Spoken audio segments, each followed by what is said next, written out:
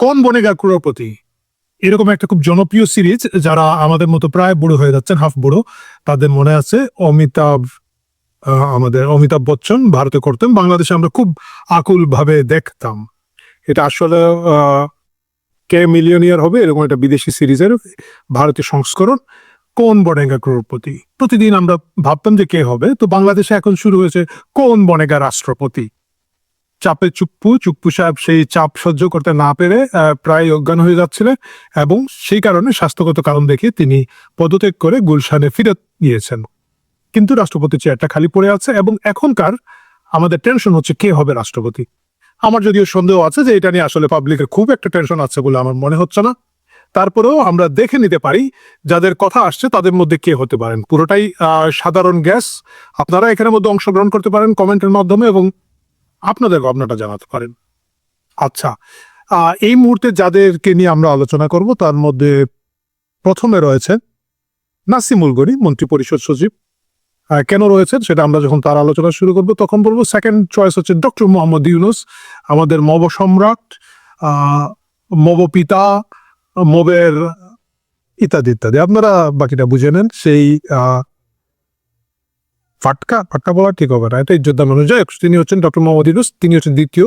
তৃতীয় চয়েসে শোনা যাচ্ছে বাংলাদেশের প্রথম নারী রাষ্ট্রপতি হতে পারেন আইরিন জুবাইদা খান। আইরিন জুবাইদা খান হচ্ছেন অ্যামনেস্টি ইন্টারন্যাশনালের সাবেক সাধারণ সম্পাদক হিসেবে বিশ্বব্যাপী বিরাট পরিচিত, এবং তিনি এখন আমাদের স্থায়ী প্রতিনিধি হচ্ছেন জাতিসংঘে। কিসের জাতিসংঘের স্থায়ী প্রতিনিধি হচ্ছেন? ইউএন স্পেশাল রিপোর্টার সাথে বাংলাদেশের প্রতিনিধিত্ব করছেন তিনি জাতিসংঘে। তিনি হচ্ছেন তৃতীয় চয়েস। চতুর্থ শোনা যাচ্ছে মির্জা ফখরুল ইসলাম আলমগীর, বিএনপির দীর্ঘদিনের মহাসচিব, তার কথা। এর বাইরে আছেন মঈন খানের কথা শোনা যাচ্ছে, বা আরো অন্যান্য কিছু ত্যাগী নেতা যারা এই মুহূর্তে দায়িত্ব পান না, বয়স্ক নেতারা আছেন, তাদের কথা শোনা যাচ্ছে। শুরু করতে চাই আমরা নাসিমুল গনিকে দিয়ে, মন্ত্রী পরিষদ সচিব নাসিমুল গনিকে দিয়ে। তার কে চয়েস করা হবে বলে অনেক বেশি ভাবা হচ্ছে। কেন ভাবা হচ্ছে সেটার একটা প্রেক্ষাপট আছে। প্রেক্ষাপটটা হচ্ছে শাহাবুদ্দিন চুপ্পু যে রাষ্ট্রপতির পদ থেকে পদত্যাগ করতে পারেন, এইটা প্রথমে সামাজিক যোগাযোগ মাধ্যমের মাধ্যমে যিনি লিক করেন তিনি হচ্ছেন প্রখ্যাত সাংবাদিক যিনি আল জাজিরার সাথে কাজ করেন, জুলকারনাইন সায়ের। জুলকারনাইন সায়েরকে তার বন্ধুরা, তার সাবেক বন্ধুরাই বলা যেতে পারে, আদর করে কচু ক্ষেতের সাংবাদিক বলেন। কচু ক্ষেতের সাংবাদিক বলার পিছনে এটা কোনো কারণ না যে ওনার বাসা কচু ক্ষেতে বা কচু ক্ষেত এলাকায়, বা তিনি কচু কাটেন বা এরকম কিছু না। যারা বিশেষ করে ঢাকা মহানগরের এলাকাগুলো নিয়ে পরিচিত না, আমার যারা দর্শক ঢাকার বাইরে, তাদেরকে একটু বুঝিয়ে বলি। কচুক্ষেত হচ্ছে ঢাকা ক্যান্টনমেন্টের একটা এলাকা, এবং সেখানে ডিজিএফআই এর দপ্তর আছে। কচুক্ষেতের সাংবাদিক মানে হচ্ছে ডিজিএফআই এর মাধ্যমে আহরিত যে জ্ঞান সেটা তার মাধ্যমে রিলিজ করা হয়, এটা তার বন্ধু-বান্ধবরা, তার সাবেক বন্ধু-বান্ধবরা বলে থাকেন, এবং এই জন্য তিনি কচুক্ষেতের সাংবাদিক নামে বেশ পরিচিত। সো সেই জুলকারনাইন সায়ের, যার কাছে প্রচুর সোর্স আছে, এবং তার সোর্সগুলো কিন্তু পরবর্তীতে দেখা যায় যে ভালো ভালো সোর্স। এজ ইজ অল, রাষ্ট্রের একটা বিশাল স্ট্রাকচার এবং ডিজিএফআই ফ্যাট যদি হয়ে থাকেন, আর ডিজিএফআই এর যে ব্যাপক তথ্য সংগ্রহের ক্ষমতা পেশাদার ভাবে এবং অন্যান্য লজিস্টিকের কারণে, রাষ্ট্রের অভ্যন্তরে থাকার কারণে, সুতরাং তার তথ্যগুলো সঠিক হওয়ার কথা। এবং তিনি যখন বলেছেন যে শাহাবুদ্দিন চুপ্পু পদত্যাগ করতে যাচ্ছেন, খুব দ্রুতই যাচ্ছেন, তখনও কিন্তু বাংলাদেশের রাজনৈতিক আবহাওয়ায় এটা খুব একটা বোঝা যাচ্ছিল না। মনে হচ্ছিল তারেক রহমানের সাথে চুপ্পু সাহেবের একটা ভালোই সম্পর্ক আছে, খাতির আছে, এবং তিনি হয়তো মেয়াদ পূরণ করে যেতে পারবেন। তো দেখা গেল যে সেটা হলো, এবং কিন্তু দেখা গেল যে উনি হঠাৎ অসুস্থ হয়ে গেলেন এবং এত তাড়াহুড়া করে পদত্যাগ করা শুরু করলেন। এবং ওইখানেই বলা হয়েছে যে নাসিমুল গনিকে বিএনপি পরবর্তী রাষ্ট্রপতি হিসেবে ভাবছে। সুতরাং খবরের প্রথম অংশ যেহেতু ইতিমধ্যে সত্য প্রমাণিত হয়েছে, এই ভিডিওটা যখন রেকর্ড করছি তখন চুপ্পু সাহেব অলরেডি তার গুলশানের বাসভবনে চলে গিয়েছেন। সুতরাং আমরা নাসিমুল গনিকে খবরের বাকি অংশটাকে গুরুত্ব দিয়ে ভাববো, এবং আমরা ধরেই নিব যেটা সত্য হতে যাচ্ছে। অনেকেই ভাববেন যে নাসিমুল গনিকে দেওয়া মানে হচ্ছে যে এটা ডিপ স্টেটের, তাহলে কি হলো, এটা কি আরেক খলিল সাহেব হইলো, আর একটা খলিল সাহেবের মতো এখানে রিপ্লেসমেন্ট হচ্ছে? আসলে কিন্তু তা না। নাসিমুল গনি মূলত বিএনপির লোক, এবং তিনি যে কেয়ারটেকার সরকারের সময় যে প্রশাসনে ফেরত এসেছেন, তার অবসর মারিয়ে ভাঙ্গিয়ে কিছু একটা আর কি, অবসর শেষ করে, এটা কিন্তু আসলে তার বিএনপি কোটায় এসেছেন। নাসিমুল গনির দীর্ঘ সম্পর্ক আছে বিএনপির সাথে। তিনি বেগম জিয়ার সাথে যখন প্রধানমন্ত্রী ছিলেন তখন তিনি প্রধানমন্ত্রী কার্যালয়ের মহাপরিচালক ছিলেন। আমি যদি ভুল না করে থাকি 2006 সালে যখন তিনি এডিশনাল সেক্রেটারি পদে পদোন্নতি পান, তারপরে উনি তৎকালীন রাষ্ট্রপতির একান্ত সচিব ছিলেন। এর মানে হচ্ছে যে বিএনপির খুবই ট্রাস্টেড, খুবই বিশ্বাসযোগ্য একটা লোক, এবং বিএনপির যে প্রশাসনে জামাতের বিরুদ্ধে বিএনপির যে টানাপোড়েনের রাজনীতি ছিল ডক্টর ইউনূসের সময়, সেই সময় তিনি বিএনপি রিপ্রেজেন্ট করতেন। সুতরাং তাকে রাষ্ট্রপতি হিসেবে ভাবেন যদি তারেক রহমান, তাহলে সেটার আমি খুব একটা অবাক হই না। যদিও আমলা থেকে রাষ্ট্রপতি করার নজির আমাদের দেশে নেই, কিন্তু এটা হতে পারে, কারণ এখন তো সবই বেনজির অবস্থায় চলছে, এটা হতেই পারে। কিন্তু এটার একটা টেকনিক্যাল ঝামেলা আছে। টেকনিক্যাল ঝামেলা হচ্ছে আরপিও অনুযায়ী নাসিমুল গনি রাষ্ট্রপতি হতে পারবেন না। কেন পারবেন না তা আমরা একটু দেখি। রাষ্ট্রপতি হওয়ার যোগ্যতা কি? সংবিধানের 48(4) অনুচ্ছেদে বলা হচ্ছে রাষ্ট্রপতি হওয়ার বেশ কিছু যোগ্যতা আছে। নাম্বার 1, 35 বছরের কম বয়স্ক নন, তাকে 35 বছরের বেশি হতে হবে। সংসদ সদস্য নির্বাচিত হবার যোগ্য না হইলে তিনি হতে পারবেন না। এবং এই সংবিধান দ্বারা যদি তিনি এর আগে রাষ্ট্রপতি হিসেবে অভিশংসিত হয়ে থাকেন, আগে যদি তাকে ঘাড় ধরে আগে যদি তাকে খেদিয়ে দেওয়া হয়, তাহলে হবে না। তো ওই দুটাও প্রযোজ্য হবে না নাসিমুল গনির জন্য। কিন্তু সংসদ সদস্য হওয়ার যোগ্যতা একটা বিরাট প্রশ্ন হবে। কেন প্রশ্ন হবে? কারণ বর্তমান সংবিধান অনুযায়ী, আরপিও অনুযায়ী তিনি সংসদ সদস্য হওয়ার যোগ্য নন। সংসদ সদস্য হওয়ার যোগ্যতার অনেকগুলো ক্রাইটেরিয়া আছে। এর মধ্যে একটা অযোগ্যতা হচ্ছে যে কেউ যদি সরকারি চাকুরিতে থাকেন, তাহলে তিনি চাকুরি শেষ করার পরবর্তী 3 বছরে সংসদ সদস্য হওয়ার যোগ্যতা পাবেন না। এটা হচ্ছে গণপ্রতিনিধিত্ব আদেশ আরপিওর 1972-এর 12(1) উপধারা। আমি উপধারাটা স্ক্রিন দেখে পড়ি, তাহলে আমারও ভুল হয় না, আপনাদের ভুল হয় না। প্রজাতন্ত্রের বা সংবিধিবদ্ধ সরকারি কর্তৃপক্ষের বা প্রতিরক্ষা কর্ম বিভাগের কোনো চাকুরি থেকে পদত্যাগ করেছেন বা অবসরে গেছেন এবং ওই পদত্যাগ বা অবসর হওয়ার 3 বছর অতিবাহিত না হয়ে থাকে, তাহলে তিনি সংসদ সদস্য পদে নির্বাচিত হবেন। একটা প্রশ্ন আসতে পারে যে তিনি তো এই মুহূর্তে নাসিমুল গনি হচ্ছেন চুক্তিভিত্তিক নিয়োগে আছেন সরকারের, তিনি তো সরাসরি চাকুরিতে নাই, তাকে কন্ট্রাক্টের মাধ্যমে আনা হচ্ছে। তার ক্ষেত্রে এটা প্রযোজ্য হবে কিনা? তার ক্ষেত্রে এটা প্রযোজ্য হবে, কারণ গত বছর 2025 সালের ডিসেম্বরের 24 তারিখে হাইকোর্টের একটা রায় আছে এই ব্যাপারে। আমি একটু দেখে নিই। 24শে ডিসেম্বর 2025 সালে এ সংক্রান্ত একটা রিট আবেদন বুধবার 24শে ডিসেম্বর খারিজ করে দেন বিচারপতি মোহাম্মদ বদরুর রহমান এবং বিচারপতি মোহাম্মদ মঞ্জুরুল আলমের বেঞ্চ। তারা বলেন যে চুক্তিভিত্তিক, ওইখানে কিন্তু আদালত বলে দিয়েছে যে চুক্তিভিত্তিকও যদি কেউ নিযুক্ত হয়ে থাকেন, তার ক্ষেত্রে একই ধারা প্রযোজ্য হবে। তারা জিনিসটাকে আর সুস্পষ্ট এবং ব্যাখ্যা দিয়ে পরিষ্কার করেছে। তাহলে কি দাঁড়াচ্ছে? তাহলে নাসিমুল গনিকে যদি রাষ্ট্রপতি করতে হয়, সেক্ষেত্রে সংবিধান পুনরায় সংশোধন করা ছাড়া আর কোনো গতি নেই। আমার মনে হয় না বিএনপি এই মুহূর্তে এত বড় ঝামেলায় যাবে। পছন্দের দ্বিতীয় তালিকায় আমার ফেভারিট স্যার, আমি জানি আমরা সবাই বলেছিলাম স্যার 5 বছর থাকেন, 5 বছর থাকেন, 5 বছর থাকেন, স্যার শুনলো না, স্যার চলে গেল। ডক্টর মোহাম্মদ ইউনূস। ডক্টর মোহাম্মদ ইউনূস হচ্ছেন আমাদের পছন্দের সম্ভাব্য তালিকায় দ্বিতীয়। কারণ অনেকদিন ধরে শোনা যাচ্ছিল যে বিএনপিকে ক্ষমতা দেওয়ার পিছনে একটা মূল কারণই হচ্ছে যে বিএনপি এবং জামাত ডক্টর ইউনূস তারা একটা ক্ষমতা ভাগাভাগি করবেন, এবং সেক্ষেত্রে ডক্টর মোহাম্মদ ইউনূসের রাষ্ট্রপতি হওয়ার একটা বড় সম্ভাবনা আছে।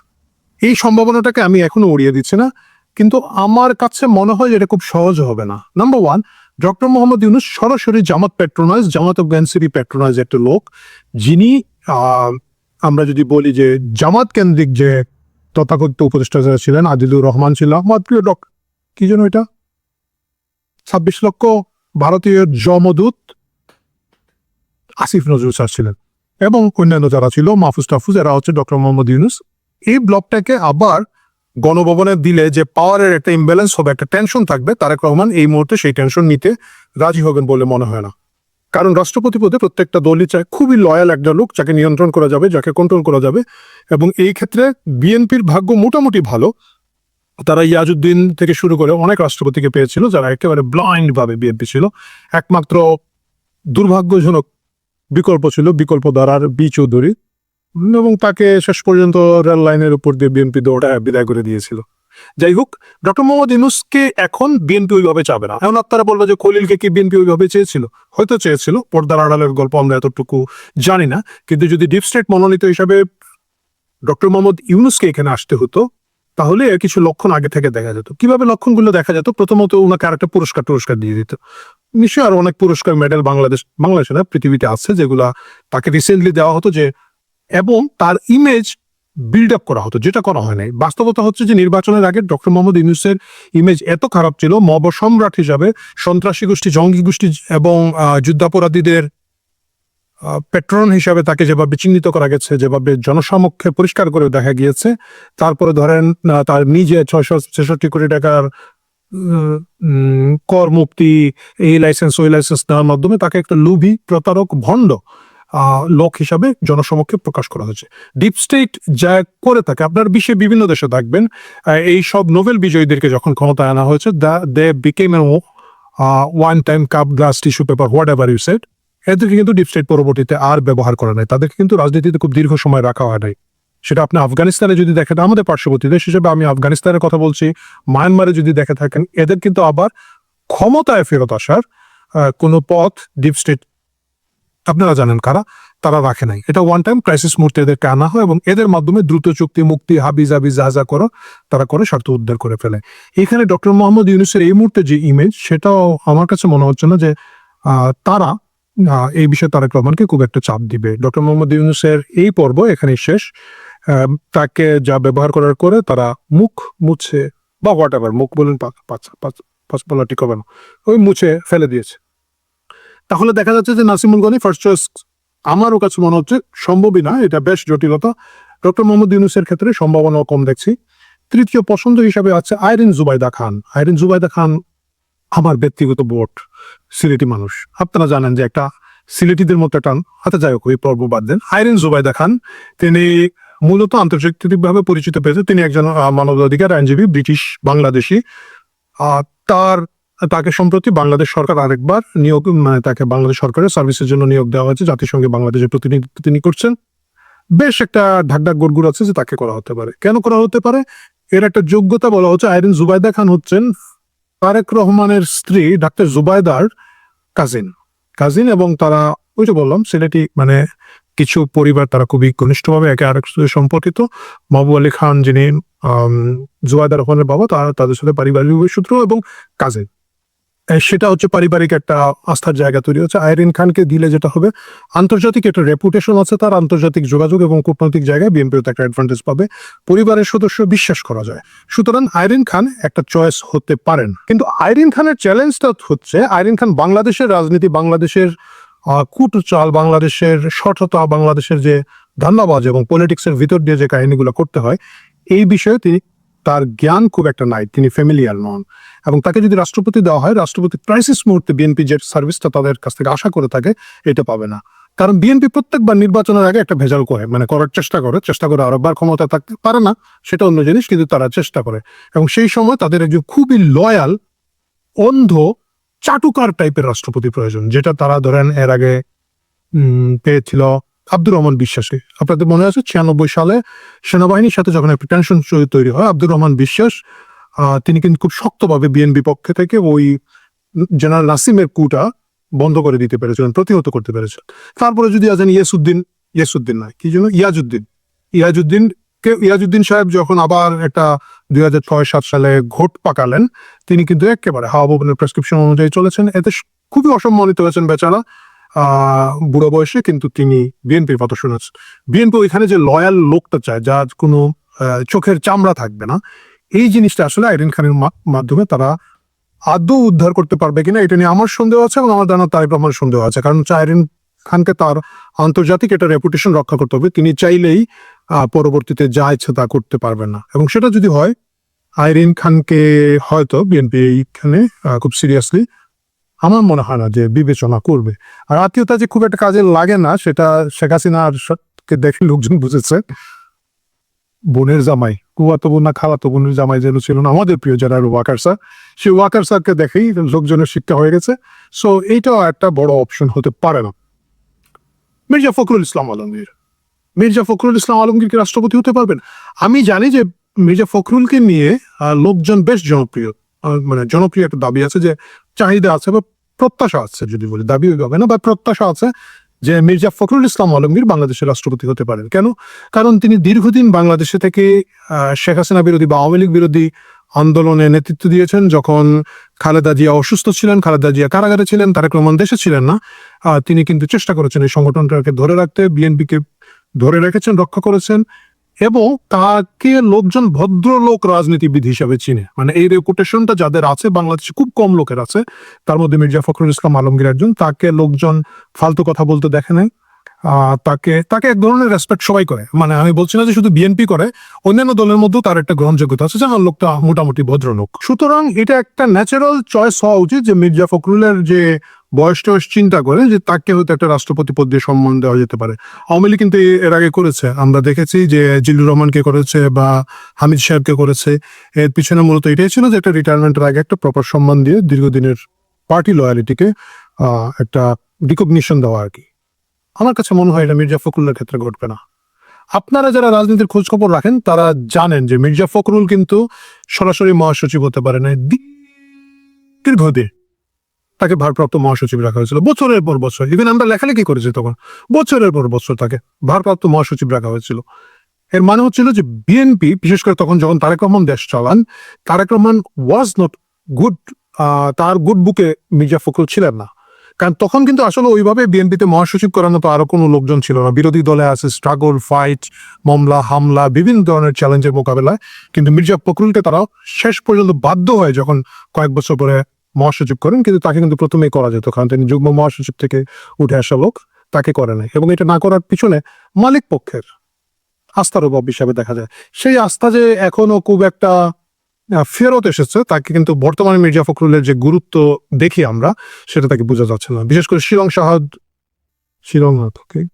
যাই হোক, আপনারা জানেন সালাউদ্দিন সাহেব ফেরত আসার পরে মির্জা ফখরুল ইসলাম বয়সের কারণেও আছে, তার একটা বয়সও হয়ে গেছে, শারীরিক চ্যালেঞ্জ আছে, কিন্তু তাকে ওই গুরুত্ব, ওই সম্মান বিএনপিতে এই মুহূর্তে দেওয়া হচ্ছে বলে পর্যবেক্ষক হিসাবে আমার কাছে মনে হয় না। তিনি একজন মন্ত্রী এবং তার মন্ত্রণালয়ে একটা প্রতিমন্ত্রী দেওয়া হয়েছে, বিখ্যাত মিরো বাড়ির সেই মীর ভাই, যিনি গোটা বগুড়াকে মিরো বাড়ি, সীমান্ত বাড়ি, কি কি যেন বানায় ফেলতেছে, 14 গোষ্ঠী 18 গোষ্ঠী লোকজন নিয়ে। সেই শাহে আলমকে বরঞ্চ আমরা অনেক বেশি অ্যাক্টিভ, অনেক বেশি গুরুত্ব দিতে দেখছি আমরা সরকার, এবং মানে ভিজুয়ালি তাকে দেখা যাচ্ছে। সো মির্জা ফখরুল ইসলাম আলমগীরের প্রতি যদি সেই আস্থা না থাকে, তাকে রাষ্ট্রপতি করা যদিও খুবই ভালো হতো, আমার কাছে মনে হয় যে সাধারণ লোকজনের বেশ এটা প্রশংসা পাওয়া যেত। তারেক রহমান হয়তো মির্জা ফখরুলকে রাষ্ট্রপতি ভাববেন না। বাকি থাকলেন আমাদের মঈন খান সহ আরো বেশ কিছু নেতৃবৃন্দ আছেন, তাদের মধ্যে থেকে বিচার বিবেচনা করা যেতে পারে। নজরুল ইসলাম খান আমার একজন খুবই পছন্দের রাজনীতিবিদ। নজরুল ইসলাম খান কিন্তু বেশ গুরুত্ব বিএনপিতে আছে, যদিও তিনি নির্বাচন করেন না বা সেখানে নাই, কিন্তু তাকে সম্প্রতিও বিএনপিতে এক ধরনের ভাবগাম্ভীর্যপূর্ণ সম্মান দিতে আমরা দেখেছি, বিশেষ করে খালেদা জিয়ার জানাজার সময় বা ওই টাইমে নির্বাচনকালীন সময় তাকে বিএনপি সামনে এনেছে। সুতরাং পলিটিশিয়ানদের মধ্যে থেকে দিলে আমার কাছে মনে হচ্ছে যে নজরুল ইসলাম খান হয়তো বিএনপির একটা ভালো চিন্তা ভাবনার মধ্যে আছে এবং তার একটা সম্ভাবনা আছে। এর বাইরে সাধারণত দেখা যায় যে বিভিন্ন বিশ্ববিদ্যালয়ের শিক্ষক অথবা সাবেক বিচারপতি, এদেরকে রাষ্ট্রপতি করা হয়, বিভিন্ন সময় করা হচ্ছে। এর কারণ হচ্ছে এরা হচ্ছে অনেকটা ঢোড়া সাপের মতো, করিনাকো ফুসফাস মারিনাকো ঢুসটাস, সেই সাপ জানতো গোটা দুই লাগবে না, গোটা এক লাগবে। তারেক রহমান হয়তো সেই রকম কারোর সুযোগ মানে খোঁজে আছেন। সেটা আর একটা চমৎকার কি বলে সারপ্রাইজ হতে পারে আমাদের জন্য। যে সারপ্রাইজ হোক, আমরা আশা করবো অন্ততপক্ষে এস আলমের কোন স্টাফকে আরেকবার দিয়ে দেশকে ওই রকম হাজিটার মধ্যে না ফেলা হবে। কিন্তু বলা যায় না, এস আলমই রাষ্ট্র চালায়, এস আলমরা রাষ্ট্র চালায়। সুতরাং সেটা দেখার অপেক্ষা আছে। কিন্তু আমরা এখন পর্যন্ত যে আলোচনা করলাম, যারা রাষ্ট্রপতি পদে আলোচনা আছেন তাদের কারোই খুব একটা সম্ভাবনা রাষ্ট্রপতি হিসেবে আমি দেখছি না। প্রিয় দর্শক, আপনারা কি ভাবছেন, কি মনে করছেন, সেটা যদি কমেন্টের বক্সে জানান, আমরা রাষ্ট্রপতি নির্বাচিত হওয়ার পরে মিলিয়ে দেখতে পারি। অন্ততপক্ষে একটা জিনিস গ্যারান্টি দিতে পারি, আপনি এবং আমরা দুজনে এই মুহূর্তে রাষ্ট্রপতির রেসে নাই, আমরা দর্শক। সুতরাং লেটস হ্যাভ সাম ফান।